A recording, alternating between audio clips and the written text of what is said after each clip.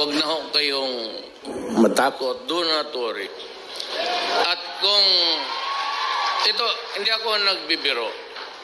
Pagpunta mo ng Pilipinas, may police, customs, o immigration at humihingi sa iyo ng pera, sampalin mo.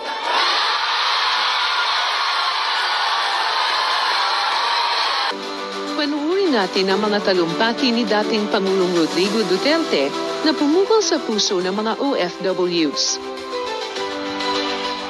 Let me just give you, if you hindi masyadong marunong Tagalog, nawawala ako minsan. I rumble on to just being a Visayan, and then I forget, then I shift to English. And so may I just say that ganito ang ginagawa ko para sa bayan natin.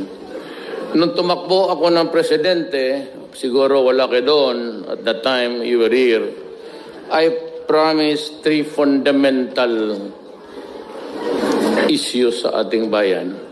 One is graft and corruption. Ang analogy ko dyan is parang eroplano tayo na nandyan sa runway, bumubuelo na.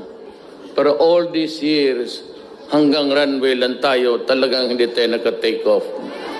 And one of the things that I blame for this entire whatever, Filipino thing lahat, is because of corruption has really pulled down the country considerably.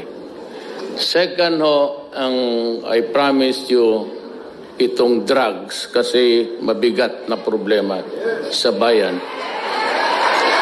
Ang third, criminality. So, mag-umpisa ako sa graft and corruption.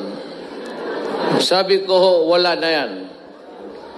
At sa lahat ng bagay, sa gobyerno, ngayon po, I order them online na lang kung maaari.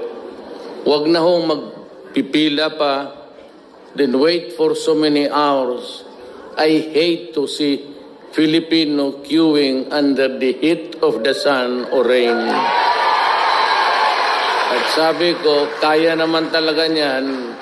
Napakamarami ng computer na nabili ng gobyerno, libo-libo na po at pahirapan pa rin. So sabi ko, ease up the burden of the